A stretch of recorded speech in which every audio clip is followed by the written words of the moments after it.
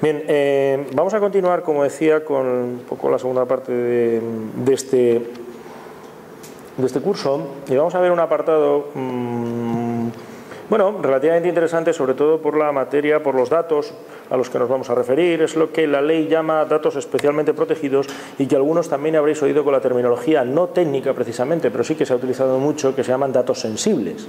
No sé si habréis oído también esa referencia, sobre todo porque en el ámbito anglosajón hablaban de los sensitive data.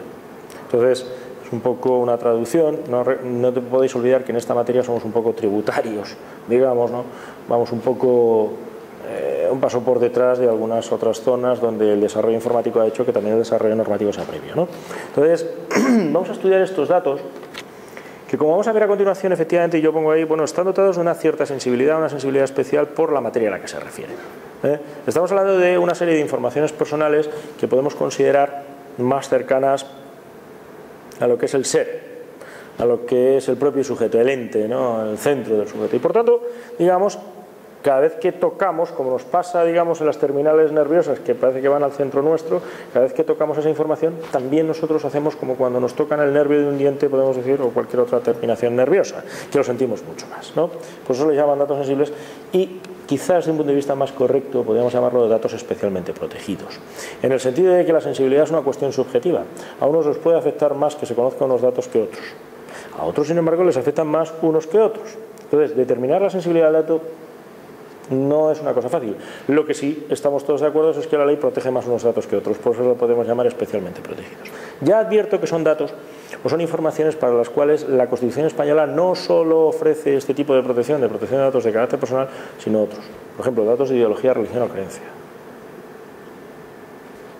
que se protegen por el principio o el derecho de libertad religiosa del artículo 16 de la Constitución también, ¿no? Bien, ¿dónde se observa que son especialmente protegidos? Pues fundamentalmente en que la ley exige, primero, un consentimiento más reforzado, en el sentido de que exige una forma generalmente expresa para su tratamiento, a diferencia de lo que ocurría, como veíamos antes, con carácter general, que puede ser tácita. Y también en el hecho de que las excepciones a dicho consentimiento son menores. Es decir, son muchos menos los casos en los cuales estos datos se pueden tratar sin que el interesado diga que se traten. ¿De acuerdo? Pues bien, para ello la ley establece 3 grupos de datos. El grupo primero vamos a llamar, que es el relativo a los datos sobre ideología, religión o creencias y afiliación sindical. ¿Por qué? Porque se consideran como una proyección, un trasunto, una manifestación también de una cierta información ideológica. No podemos engañarnos que, aunque en otros países efectivamente existen sindicatos independientes, que por tanto no tienen por qué responder a una ideología previa, en España eso no es normal, no ocurre así, y la adscripción, digamos, a una determinada formación sindical parece que presupone o presume, al menos, digamos, cierta inclinación ideológica. Por eso se le incluyen dentro de este grupo, porque no lo estaban en la ley del 92, eso fue una inclusión por imperativo de la directiva del 95, la directiva comunitaria. Luego, el segundo grupo, que podemos llamar los datos relativos a origen étnico-racial, es decir, una procedencia étnico-racial, la salud y la vida sexual. No el sexo en el sentido de género, masculino o femenino, no, la sexualidad, las actitudes sexuales del sujeto, sus inclinaciones o decisiones, etc.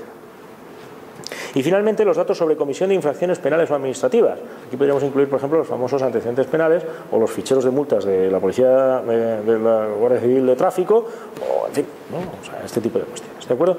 Sanciones también administrativas, no solo penales, ¿de acuerdo? Estaríamos hablando de, pues no sé, una sanción del ayuntamiento, de una normativa por incumplimiento de lo que sea, no sé.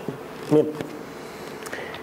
Cada grupo, lógicamente, ¿por qué se establecen estos 3 grupos? Pues porque cada uno de ellos establece una serie de requerimientos y de excepciones distintas.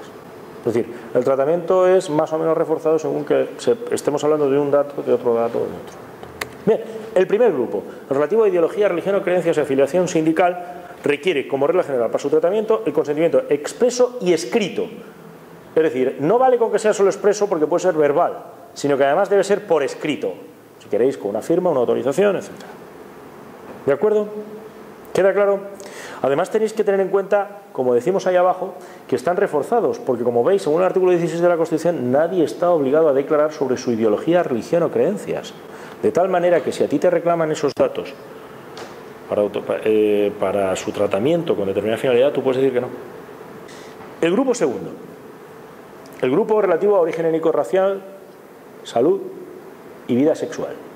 Aquí el tratamiento requiere el consentimiento expreso, pero expreso solo, con lo cual puede ser escrito o verbal.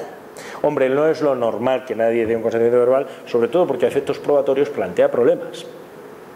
Lo normal es que quien ya reclama un consentimiento expreso lo pida por escrito. Pero, bueno, la ley autoriza, digamos, ese mecanismo. Y finalmente el grupo tercero, comprenderéis que el tratamiento de los datos de infracciones penales o administrativas, si dependiera del consentimiento, no habría tratamiento de esos datos. Yo creo que es bastante comprensible, ¿no? Si a mí me preguntaran, ¿usted quiere que se trate el dato de la multa de tráfico que le pusieron? No, no quiero, no, o sea, ni quiero ni lo voy a pagar, y si puedo no la pago, ¿no? Así de claro. Bien, por eso ahí no se pide el consentimiento, basta con que estén autorizados por la ley. Claro, al ser una finalidad tan estricta, es obvio que la ley debe perfilar claramente las condiciones del tratamiento. ¿Quién los puede tratar? ¿En qué condiciones? ¿Quién puede...? ¿De acuerdo? O sea, es obvio que los datos relativos a antecedentes penales, no, por un mecanismo del artículo 12, no se puede dejar a través de un contrato de gestión de servicios a una empresa cualquiera. Entendámonos. Bien, otra de las principales cuestiones que yo he dicho que se planteaban no era solo relativa a la forma de prestación del consentimiento o de la habilitación para el tratamiento de estos datos, sino a las excepciones a dicho consentimiento. Bien, en el caso de los primeros grupos, de los datos del grupo primero, vuelvo a repetir, ideología, religión, creencias, afiliación sindical, dice la ley que los partidos políticos, sindicatos, confesiones religiosas, asociaciones o fundaciones y entidades similares sin fin de lucro podrán tratar los datos de sus afiliados y miembros, no de los simpatizantes. Ojo, eso es importante sin necesidad de consentimiento. Hombre, vamos a ver, parece lógico que quien se afilia a un partido político luego no pueda quejarse porque le mandan una carta para un meeting. A ver, mucho sentido no tendría. Porque parece que uno que se afilia al partido político es, primero, porque está de acuerdo con todo el ideario, el decálogo, llamémoslo como queramos, y porque además quiere desarrollar la acción política que ese mismo partido desarrolla, entre ellos la asistencia a un meeting, ¿no? Y si está harto de que le manden correo, pues lo más lógico es que se le dé baja, pero no que diga que requieran el consentimiento. Bien. El grupo segundo. Tampoco se requiere para los datos, sobre todo relativo, dice el grupo segundo entero, fijaos bien, origen étnico-racial, salud y vida sexual.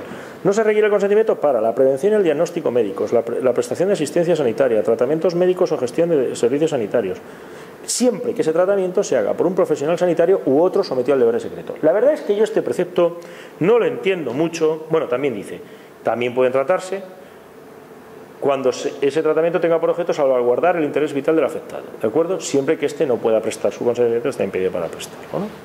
O sea, yo no lo entiendo mucho porque yo entiendo eso en los datos de salud, pero los datos de origen étnico-racial, que se efectúe el consentimiento por motivos de diagnóstico médico, prestación de asistencia sanitaria, tratamiento médico, no parece, en fin, no parece que se justifique mucho, pero la ley no establece distinciones. Entonces, parece que, en fin, está justificado. Hombre, hay veces que los datos relativos a vida sexual pueden ser efectivamente decisivos a la hora de un diagnóstico de un tratamiento médico. Hay enfermedades de transmisión sexual que efectivamente cuyo conocimiento puede ser determinante para la hora del diagnóstico y del tratamiento. Pero bueno, habrá casos, habrá que ver en qué casos se justifica. El origen étnico-racial, como no se justifique a través de determinadas poblaciones de riesgo porque han estado en una determinada zona a los efectos de una posible epidemia o pandemia, la verdad es que vuelvo a repetir que no se me antoja mucho. Efectivamente, está cogido con un poco de alfileres, pero bueno, la ley establece, no, yo transmito un poco aquí lo que dice la ley, me parece un poco, hay que ser un poco crítico, pero bueno. También es interesante que, fijaos bien, no se pueden crear ficheros con estos datos cuando la única razón sea tenerlos por sí y no con una finalidad legítima que justifique el tratamiento. Es decir, y yo pongo el caso ahí, la policía no puede tener un fichero que contenga exclusivamente datos sobre la homosexualidad de las personas o sobre su pertenencia a una determinada raza por el mero hecho de tenerlo. Y esto que parece, que diréis, bueno, esto es absurdo plantearlo. No, no es tan absurdo. Hace como cosa de una década a dos municipios de la Comunidad de Madrid, de distinto, por cierto, ideología, lo digo porque no, para que no se vea en ello ninguna inclinación posible, efectivamente se les abrieron inspecciones por parte de la Agencia de la Comunidad de Madrid porque sus policías locales tenían sendos ficheros de personas homosexuales de la población. Cuando se le preguntó al responsable de la policía, dijo que es que era una población de riesgo a los efectos de la comisión de delitos. Claro, la sorpresa fue manifiesta, imaginaos, porque claro, que eso lo pensara mucha gente podía ser, en fin, hay gente para todo, ¿no? Como dice el dicho, pero que eso se pueda manifestar además así sin ningún ambaje, eso es sorprendente, ¿no? Bueno, rápidamente, por supuesto, los ayuntamientos cancelaron el fichero totalmente, no se volvió a hablar de él. O, por ejemplo, ficheros de raza, tampoco. O sea, tú no puedes tener un fichero, por ejemplo, de población de raza X, la que sea, porque son más tendentes a cometer delitos. Esa presunción no se puede establecer. No. Y seguramente ya sé que va a haber gente que va a decir, oh, si tú supieras. No, si yo supiera, eso no vale.